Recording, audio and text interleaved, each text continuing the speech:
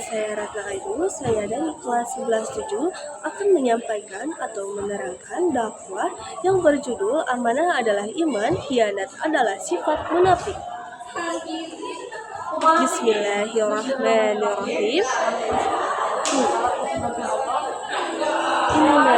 Innal hamdalillah nahmaduhu wa nasta'inuhu wa nastaghfiruhu wa na'udzu billahi min syururi anfusina wa min sayyiati a'malina.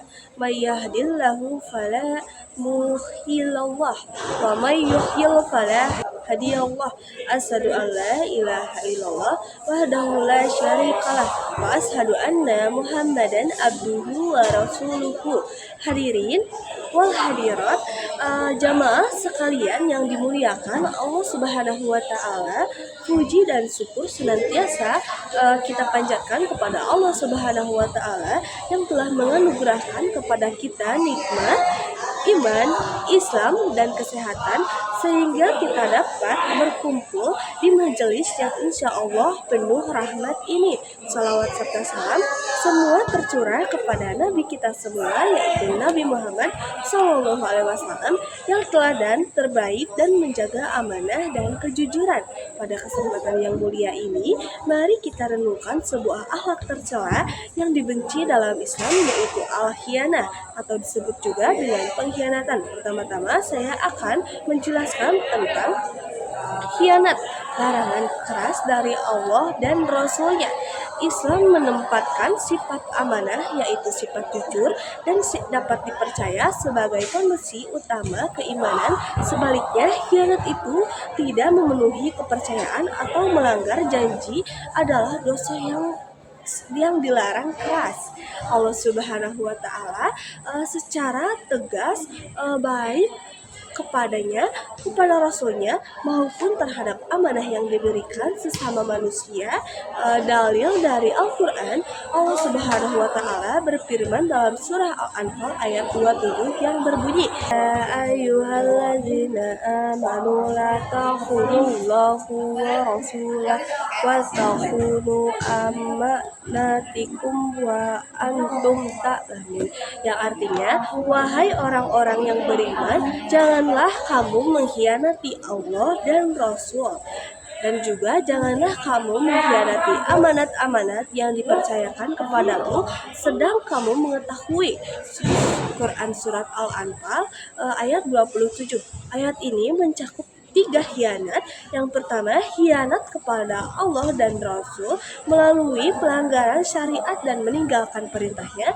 Yang kedua, khianat kepada amanah, yaitu khianat secara umum, terdapat harta, rahasia, janji, jabatan, bahkan terhadap pasangan hidup.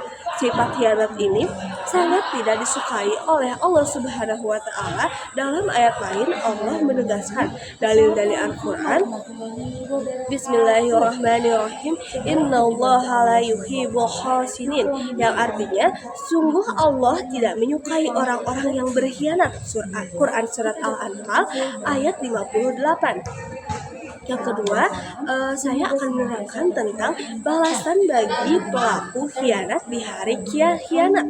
Khianat bukan hanya merusak hubungan sosial di dunia, tetapi juga membawa konsekuensi memalukan dan mengerikan di hari akhir. Hadis dari Ibnu Umar radhiyallahu anhu, Rasulullah SAW bersabda, "Qulil godirin liwa'un yaumal qiyamah yuqalu hadihil godorun fulan." Artinya, setiap pengkhianat akan membawa bendera di hari kiamat. Dikatakan ini adalah pengkhianatan si fulan. Hadis riwayat Muslim. Bayangkan di hari ketika setiap orang sibuk dengan nasibnya sendiri, para pengkhianat akan mendapatkan tanda khusus yang memalukan disaksikan oleh seluruh umat manusia. Bendera khianat itu akan menjadi aib yang disorot sebagai balasan atas perbuatan mereka yang merusak kepercayaan.